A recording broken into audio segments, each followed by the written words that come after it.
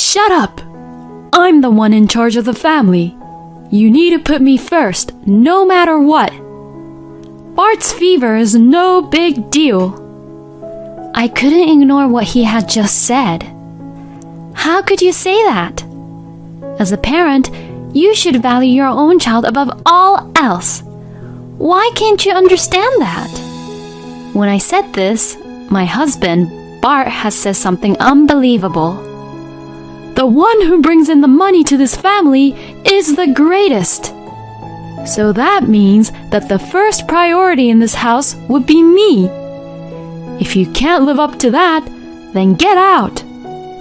At this moment, something snapped inside me. All right then, I'll leave. Yeah, get out. Well, you wouldn't be able to live without my salary anyway. My name is Rachel, and I'm a 30-year-old housewife. My husband, Bart, and I have been married for 5 years. We have a 3-year-old son named David, and we are currently living together as a family of 3.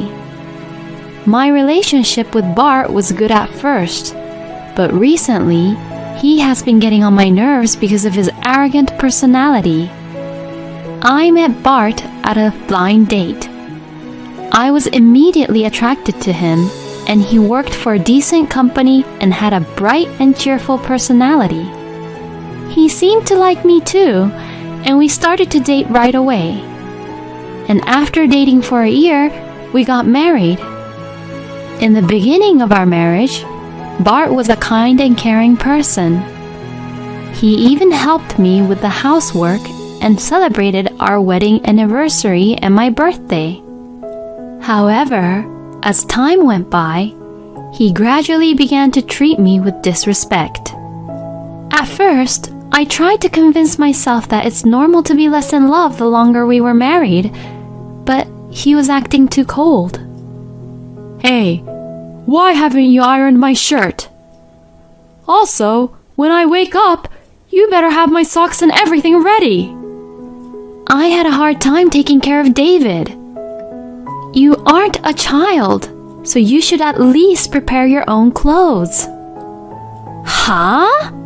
How dare you defy your own husband? Because of me, you're able to live a nice life. Bart tries to make me do everything like this, and when I refuse to do it, he gets angry and says something like, I'm the one who provides for you, so you better obey me. He seems to think that he is a mature husband, but to me, he is just a child who gets angry when he doesn't get his way. Bart started to behave this way because our son had just been born, and it was difficult for me to get a divorce right away. And I still have a complaint, or rather a problem, with Bart. He hardly puts any money into the family budget. Bart gets paid $2,500, but he only provides $500 a month into the family budget, saying, that should be enough. He spends most of the rest of his salary on his own clothes, his hobby of golf, and other such things. It's not enough at all, and we can't even save for our own after retirement, or even the education fee for David wouldn't be affordable. No matter how much I tell Bart, he says, I'm giving you the money that I think is enough. I've already decided it, so use with what you get. I tried to persuade Bart, but I can't make any progress at all since he won't even listen to me. Why has Bart become like this? I desperately ask Bart to put more money into the family budget for our son and for our future life, but he doesn't listen, and we always end up fighting. Nevertheless, he complains about my housework. It is impossible for 2 adults and a child to make ends meet with just $500 a month. So, in order to make ends meet, I have no choice but to cook only small portions or make easy, cheap meals with cheap ingredients. So, it's only normal to have the same dish most of the time. But Bart points that part out and tells me, you are a useless wife who can't cook at all. For that, our relationship was not looking good. I even think that I put up with it pretty well until David turned 3 years old. But then something happened that made me realize I had reached the end of my patience. One evening, David was very quiet, and I thought he might not be well, so I put my hand on his forehead and found that he was burning hot. I took a thermometer and found that he had a high fever, so I immediately took him to the hospital. At the time, the hospital was no longer open, so we went to the emergency room. But probably my timing was not good because there were so many patients and we had to wait for a while at the emergency room. We'll be called soon, so hang in there. I called out to David, who was in pain, and waited with him to see the doctor. Finally, the doctor called us in, examined David, gave me some medicine, and sent us home. I fed him something easy to eat, gave him some medicine, and put him in bed while cooling his forehead. I feel a little relieved. It was the highest fever David had ever had, so I was quite upset and, as expected, exhausted. At that moment, I heard the sound of a key opening in the lock and Bart had come home. I'm home. Welcome home. Hey, where's my dinner? Oh, I'm sorry. I'll make it now. I was lying on the couch and was about to get up and head for the kitchen. What do you mean? Huh? You think I'm an idiot, don't you? What are you saying? Then why don't you have my dinner prepared? I'm sorry. David had a high fever and we had to go to the hospital. So I haven't had dinner yet either. I tried to explain as calmly as possible to avoid a fight, but Bart wouldn't listen to me at all. You've got to be kidding me. I couldn't care less if you haven't eaten or not.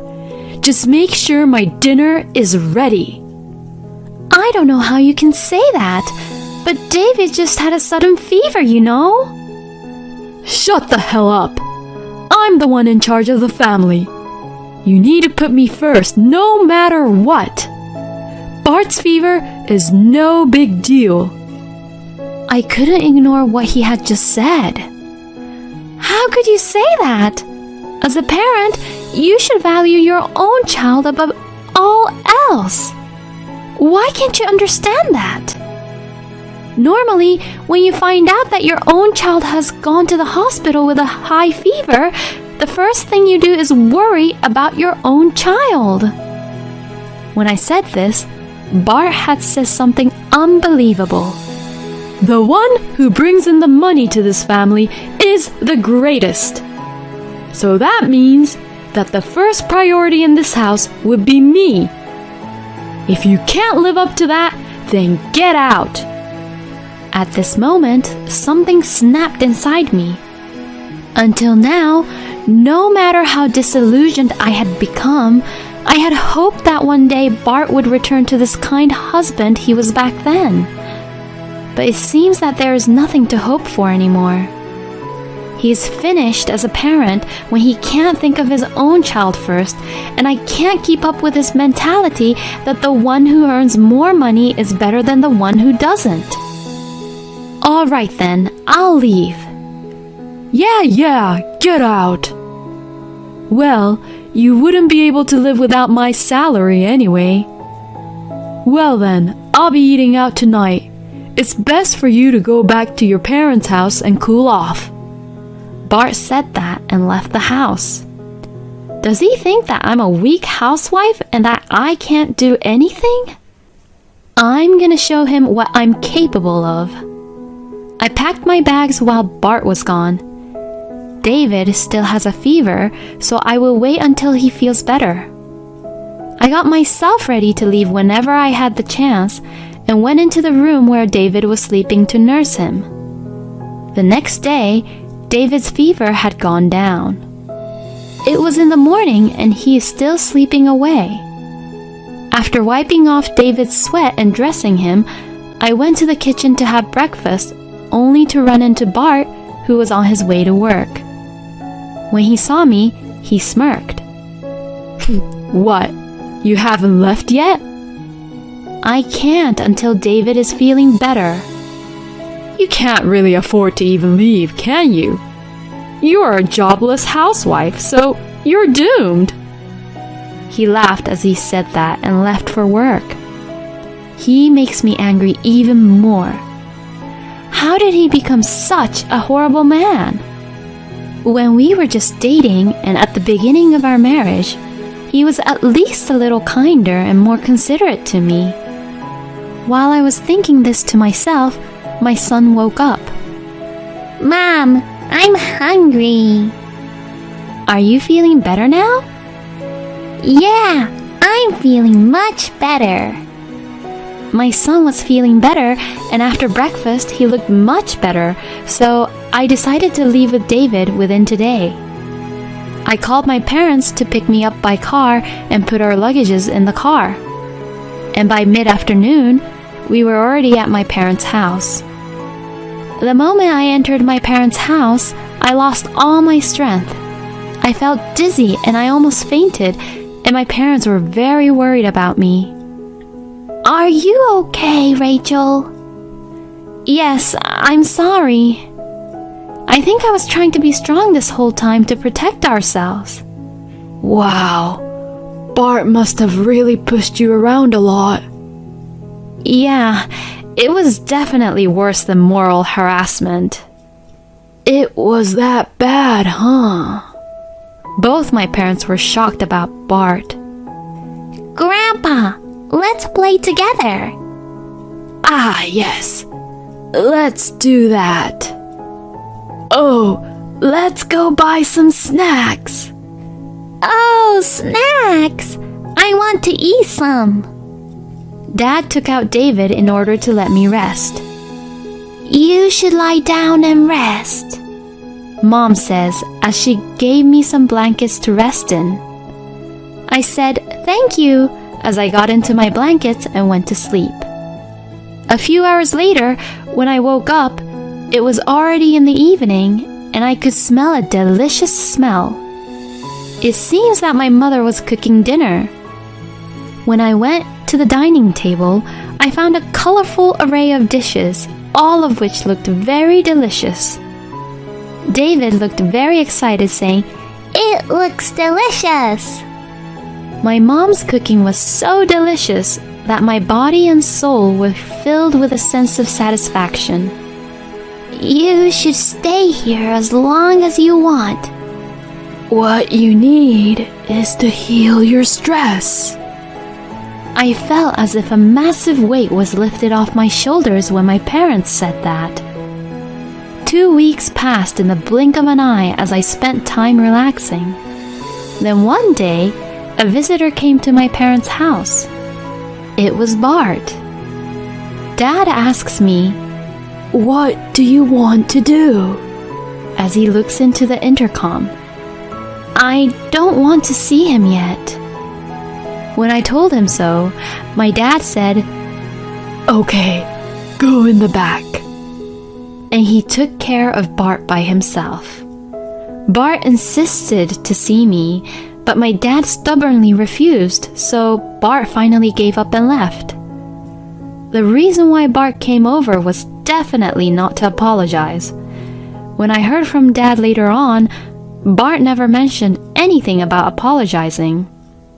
I'm certain that after 2 weeks, Bart was trying to get me back because he couldn't handle the housework by himself and that the house was getting messy.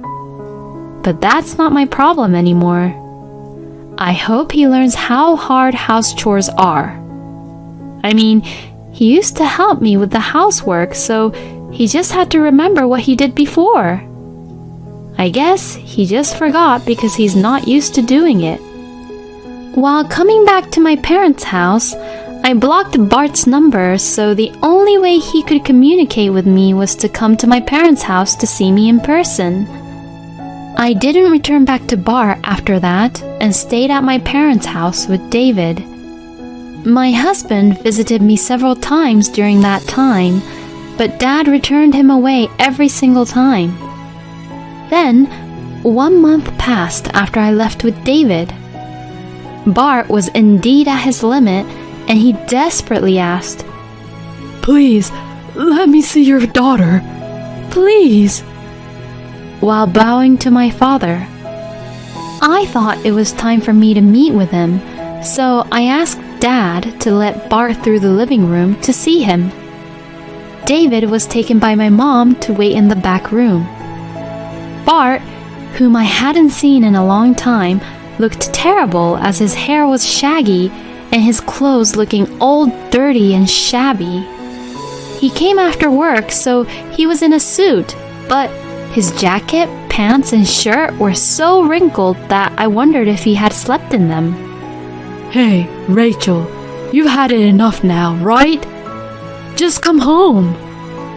That was the first thing he said when he saw me for the first time after a while. At that moment, my hope sunk even more. My feelings towards him became an iron wall. I need to get away from this person as soon as possible. I don't know what you're thinking if you're not gonna say anything. My house is so dirty and I don't know what to do. As my wife, do your duty, Bart says to me, even though my father was right next to me. My dad looked very shocked because Bart had said exactly what Dad had heard from me. Is that all you have to say? Normally, you should be apologizing, you know? Huh? Bart looks at me cluelessly. Why should I be the one apologizing to you? You were the one who left me, and you were the one who isn't doing any housework. I went out of my way to come to you after you did something selfish, you know? Is he being serious? I really can't save him anymore. If you're thinking like that seriously, then there's nothing else I can do. Let's divorce. With that, I confronted Bart with the divorce papers I had prepared after returning to my parents' house. Huh? Divorce? Why are you saying this all of a sudden? All of a sudden? Don't be stupid. Do you have any idea how much you have hurt and tormented me? If anything, I should have asked you to divorce me way earlier. You make me do everything you don't want to do, and you don't even help me raise our child. And you only put a little money into our family budget. There's no way you can support a family of 3 with just $500 a month. How can you not even understand that? It's because you always put yourself first, isn't it? Bart looked like he was in a shock since he wasn't expecting me to be this angry. But you've been making ends meet with what I've been providing. And your meals has been decent lately. Did you think I wasn't doing anything? I'm doing remote work now because the money you're providing isn't enough. Huh? Really? I knew I couldn't provide a better environment for David if I didn't do anything, so I looked for a job where I could work remotely. Then I found a job as an English teacher. I had lived in the US as a child and was fluent in English. My pronunciation was not that bad like a native English speaker, and I had attended international schools in Japan and studied abroad at a university in the English literature department. So it was all a good fit for me. I immediately began working as a teacher. I searched for ways to make learning English enjoyable in my own way and thought of ways to keep my students engaged. As a result, I studied many Western movies and music and decided to create my own teaching materials by collecting phrases that could be used in daily life.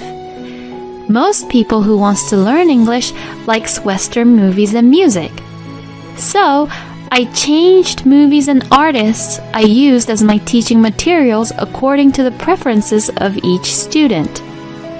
This seemed to suit the students perfectly, and many of them began to ask me for my help. Because of this, I'm now earning quite a bit of money. I had no idea.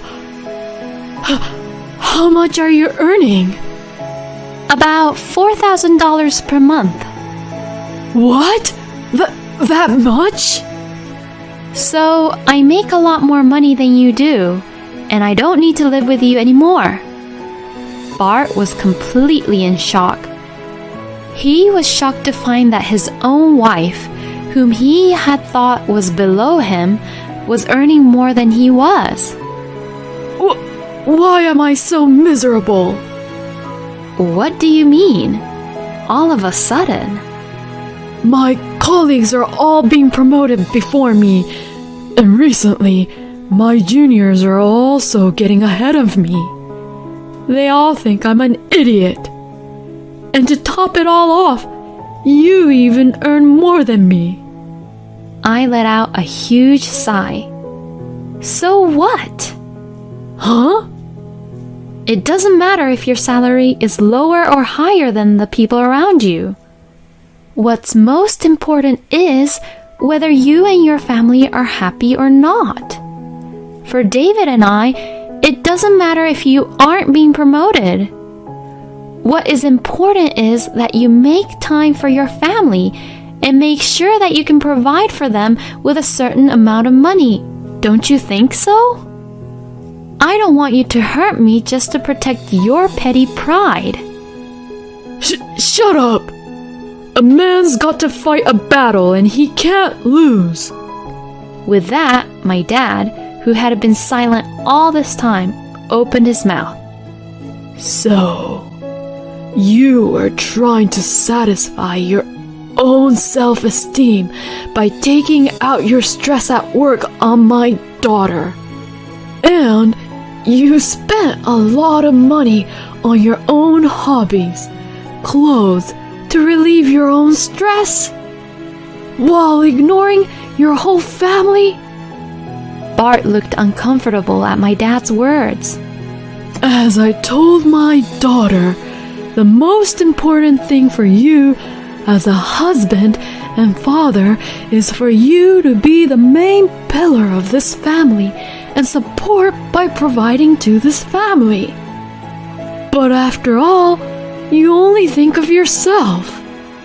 I can't entrust my precious daughter and grandchild to a man like that any longer. Now sign the divorce papers and get out.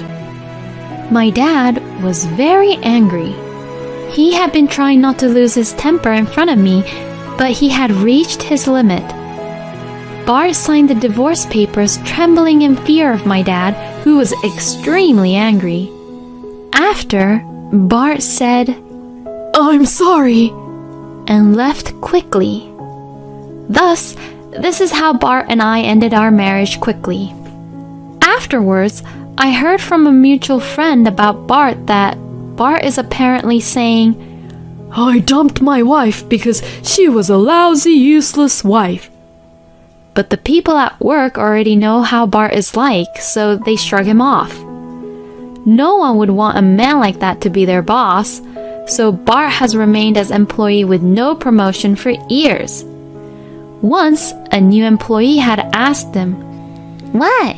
Are you a mid-career employee and you haven't been promoted even at that age? What?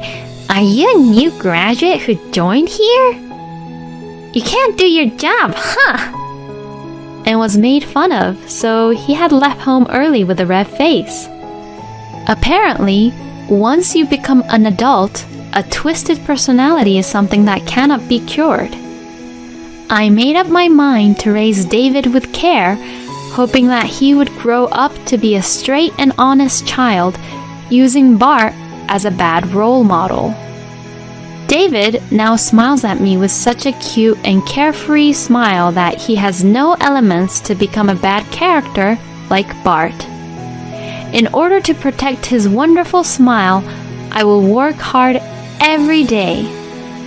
Bart is such a stupid man who destroys people's happiness to protect his own petty pride. However, I am sure that Rachel and David would have had a hard time, so I'm glad that she was able to divorce Bart quickly. I believe that if she earns that much money, she can definitely make ends meet as a single mother. I hope Rachel will continue to live a happy life with her beautiful son. Thank you for watching until the end. Please subscribe to our channel. See you in our next video. My name is Amy Williams. I am an office worker, turning 30 this year. I work for a local company. I haven't moved out of my parents yet. My mom passed away when I was little, and I was raised by my dad and grandparents. My grandparents used to run a grocer on the first floor on our residence. After my mom passed away, my dad, who was a chef, took over and suddenly turned it into a bakery. Even as a little girl, I understood why he started his own business.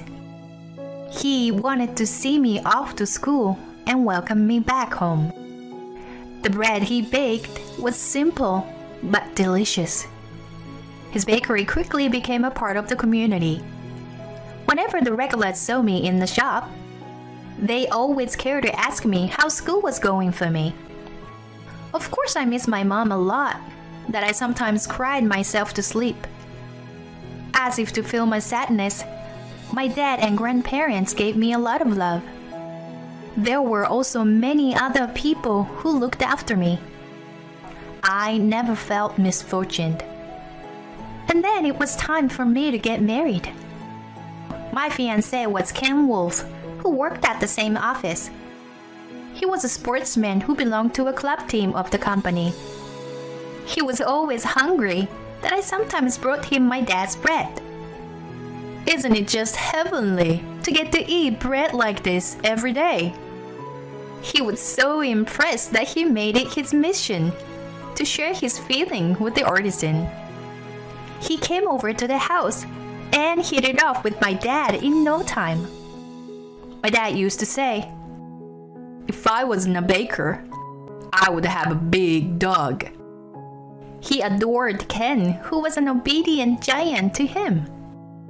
On weekends, he would take him fishing or to his favorite bar and showed him off as his proud son. "Hey, I want to spend some time alone with Ken too." "Nope. I've decided to take him to a good barbecue today." "Stop it. Don't fight over me." The three of us joked around like a real family. Hence, I was really happy when Ken proposed to me. There was just one problem though. The wedding was still 6 months away. I was supposed to move into Ken's apartment after the wedding. He was usually busy with practice and tournaments on his club team on weekends. So I cleaned up his place to make room for my stuff and prepared a meal for him while I waited. Pre-newlywed life. As if to put on the damper on my sweet mood, there was one other person who came to his apartment. Mrs. Wolf, Ken's mother. "It stinks of bread here. Do you take a shower every day?" She sneered as soon as she let herself in, with a duplicate key without knocking the door. "I'm sorry. Our bathroom is filled with the aroma of freshly baked bread." "Huh. Your bread reeks of low lives. Why don't you advise your father about the ingredients and to adapt the latest trends? Does he import French butter? Uses organic fruits?" "Well, he buys the butter from a local supplier. The fruits are from the neighborhood grocer.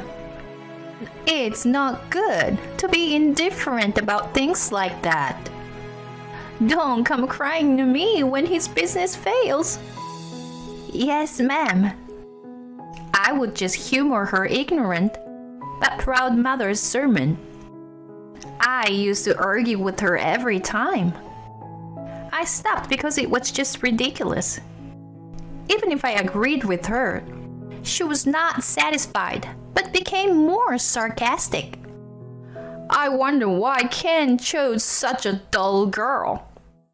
I went to the trouble of raising him to be a good-looking, smart, and athletic man. Agree. It's a mystery. Don't you just agree with me, but you should try to better yourself. I still don't accept you as a daughter-in-law. Got it. I really wondered how Ken managed to be who he was, raised by such a terrible mother. The face like a stuffed roll. I wonder you keep a loaf of bread in your stomach.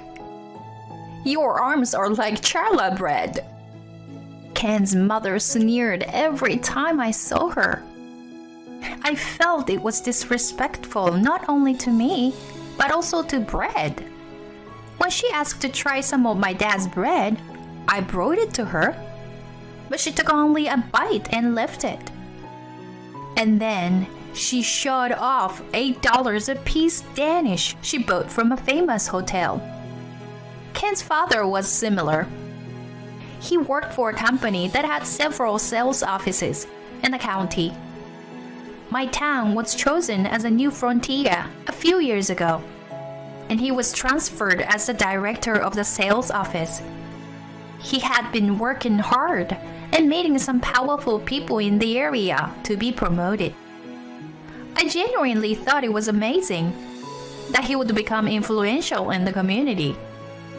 But the way he looked down on us, a small business owner, was the same as his wife. Not that I couldn't endure their insolence, but the stress built up little by little. Ken got fed up with his parents and moved out, even though they lived close to his work. Although he shielded me as much as possible against them, if he wasn't around, there was nothing I can do. Frankly, if it weren't for his parents, I wouldn't want to know such insolent people. One day, Ken's father called us to come over. Here's the guest list for the wedding. As soon as we arrived, Ken's father shoved the paper at us. There were about 50 names on the list. Who are they? I don't even know those people, except my relatives. Isn't it amazing? My business partners would like to attend to the reception. While Ken lifted his eyebrows, his father looked triumphant. Why do we need to invite so many of your people? We're only renting a venue for 120, so it's impossible. Why don't you just cut back on the bride's side? What? It's fair for us, upper-class family, to invite more guests. The wedding of the eldest son is also an occasion to show the power of the family. I've never heard of such a thing. He glared at his father. His mother interrupted. He's right. It's the custom of the high society. If you are the eldest son in our family, there are a lot of people we need to please. Unlike Amy, who's from a lower class. Don't talk like that. I stared at them coldly, while Ken trembled from anger next to me. I didn't want to be so low as them. I glanced through the names on the guest list and then tugged Ken's sleeve. It's okay, Ken. I agree with you, Mr. and Mrs. Wolf. Let's keep 70 seats for you guys. 10 for our colleagues. 40 for my side. Is it good enough? Amy. I'm impressed that you are so agreeable. Don't forget your status on the day. Yes, sir. I replied innocently. Ken looked like he wanted to say something, but I dragged him out of the house. I'm sorry, Amy. I promised that we would have a wedding with a few close friends and family. He hung his head down on the way back. No worries. Your rich parents would be there anyway, no matter what. Besides, looking at the guest list, it doesn't look that bad. Huh? There were several familiar names among the invited guests. I'll show them the true power of Baker's daughter. After all the disrespect they've shown me, I'm not gonna keep my head down. I'm going to turn the table around. I didn't want my dad, who was truly excited about our marriage, to worry. So I endured their insults quietly. I was wrong. Their pride and malice were unfathomable. If I didn't fight back, I would have been their slave for the rest of my life. King was taken aback by my fierceness. And then he said, "That's my woman," with a laugh. Hey, can I make a suggestion? What is it? We can register after the reception. What? I was a little puzzled by the unexpectedness of it. But his eyes were serious. Okay. I didn't know what he was planning, but I decided to trust my soon-to-be husband. And then came the wedding day of the Williams and Wolf families. Walking down the aisle and throwing rice. The ceremony went smoothly, and the reception was about to begin. After fixing my hair and makeup, I entered the hall, arm in arm with the groom. Abby! Beautiful, Abby! Hey, the cutest Baker! Cheers and yells erupted from the entire room. Not only the bride's side, but also from the groom's side. I could see the stunned face of Mr. Wolf and the hateful look on Mrs. Wolf's, that I grinned. Ken's father's proud connections included landowners and other powerful people with long-established roots in the area. Too bad. They were all customers of the bakery. I've known them like aunties and uncles since elementary school. Amy, you've grown up to be a beautiful woman. Thank you, Mrs. Smith. I can believe that the girl who used to kick my son's butt is married. Oh, Mr. Brown. You used to catch frogs and stuff them in a box. And you look so graceful now. Thank you, Mrs. Tate. You tried to eat the mushrooms growing in the park. But look at you now. Amazing in the dress. Please, Mr. Lee. They all talked fondly. But couldn't they find a more decent episode? Ken listened pleasantly, but my face was burning red. When I received the invitation from Mr. Wolf, I was gonna decline. But then I saw your name as a bride, so I accepted. I couldn't help but laugh when they all said the same. They were like my guests, after all. While Mr. and Mrs. Wolf went around to greet each guest, they seemed to have been told about my childhood. Both of them were smiling, but their inside must have been turning. They were shown the breadth of my family connection on the stage where they wanted to flaunt their power. My colleagues and bosses were fans of my dad, who always treated them with his bread. They surrounded my dad and seems to be having a great time. Although there was a lot of thoughts buzzing around behind the scenes. The reception continued joyfully throughout meal, toast, and guest speeches. But then, a big incident happened. When it was Ken's father's speech, his mother snatched his mic.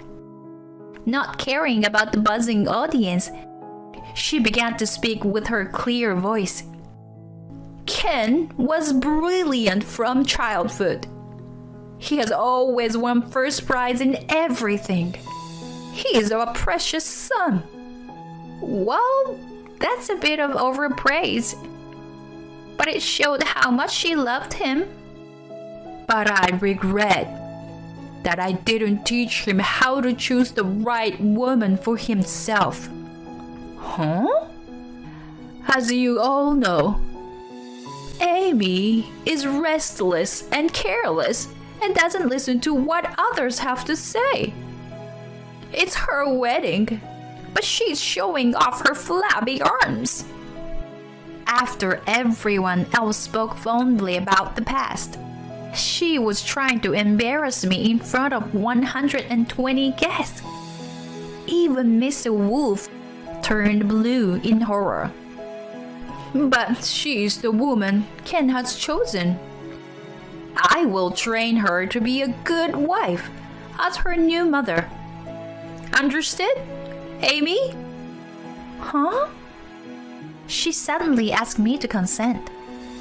The glare in her eyes urged me to reply, but I couldn't just nod at this point. I have only one mother in this world. I refuse such a wicked mother. I didn't want to argue and degrade myself in front of the guests. Well, despite of Ken being a wonderful man, he likes rough and fat women. Thanks to that, I'm lucky, right? I jokingly turned over to Ken, who forced a smile despite of his rage. Amy is the most beautiful woman in the world.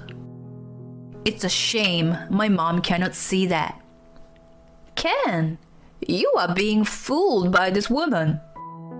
Mrs. Wolf, please sense the mood. At that moment, a low, raspy voice rang out from next to me. Is that all you have to say? My dad glared at Mrs. Wolf with a face I had never seen before. Since she lost her mother at a young age, she may lack feminineness. Even so, she grew up to be a caring, kind daughter who is considerate of those around her. I will not forgive you if you insult her. What can a mere baker do? His bread fills not only stomachs, but hearts. Unlike you, Mom, who can only look down on others. What? She froze at Ken's menace. He snatched the mic from her hand, took a breath, and turned to the guests with a perfect smile. Thank you all for coming and celebrating the new chapter of our life with us.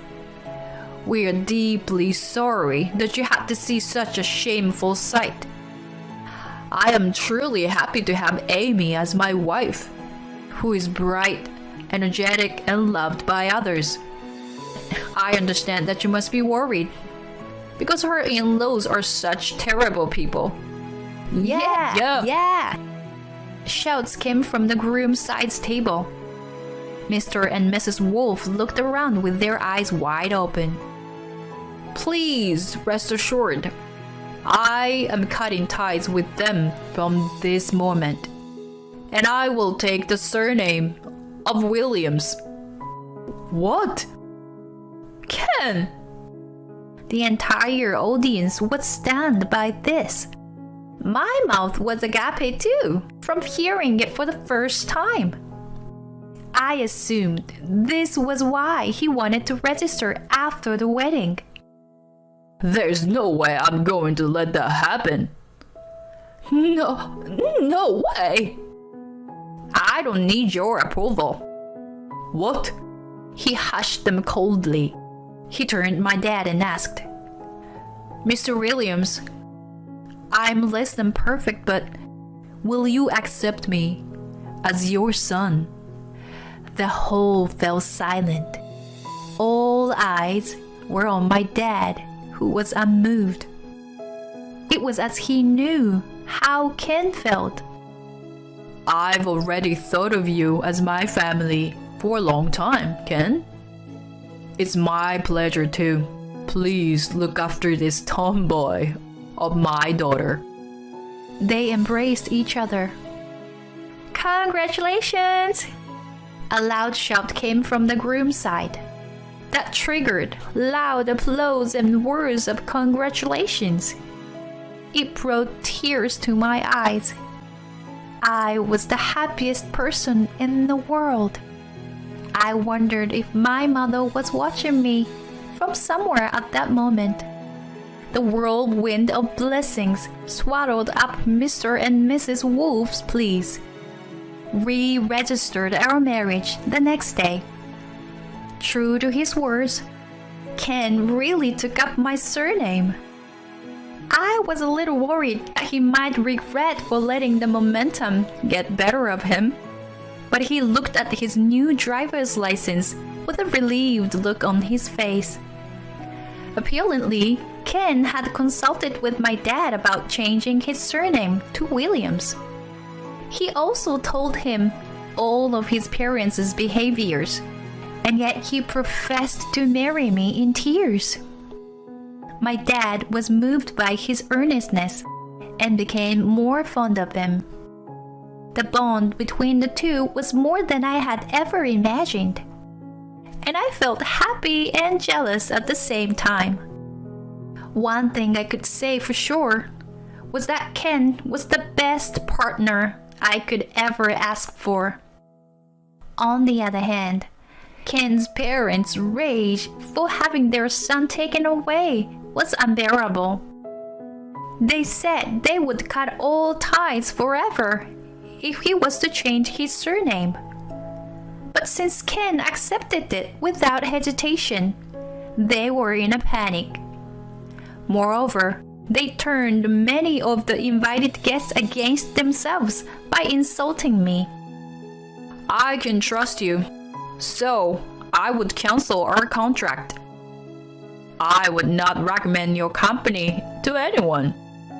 Not only direct rejections, but the director of the company is lunatic. That rumor quickly spread that sales of his company plummeted. In this town where people valued loyalty and humanity, personal connections could be a source of strength, but they could also be a pitfall. It was foolish of them that they try to use others to show off their power without realizing this. They were so troubled and perplexed that they begged and threatened us all at once. Ken had no intention of forgiving them, which was a relief to me. Eventually, Mr. Wolf got a phone call from the head office and was blamed and demoted for his blunders. He was looked down by his younger subordinate and worked in humiliation. Mrs. Wolf was also in the depths of despair by losing her precious son to the woman she so despised, and by Mr. Wolf's demotion. Moreover, her own relatives she had invited to the wedding skirted around her. Ken's friends told their mother about the fiasco, so she lost her place in a circle as well. By the way, Ken has a younger sister. She also got fed up with her parents, that she stopped coming back home from her boyfriends. Everything they were proud of was gone and only despair remained. Ken and I both laughed at their self-inflicted downfall. 5 years has passed. "Dad, bread rolls are done." "Then help me with this one next." "Okay." Two men are hustily working in the small kitchen. Ken started baking with my dad on weekends. He wants to be a baker now. But since he is seeing success in his job, he will stay as an office worker for a little longer. I quit my job when I got pregnant. I'm selling my dad's bread online while I take care of our 2 kids. Ken didn't want the delicious bread to go waste, so he built the website. The simple bread my dad bakes is easy to sell frozen, and sales has been quite good. Our kids enjoy the bread baked by my dad and Ken now. These peaceful days are the most precious thing in the whole world to me.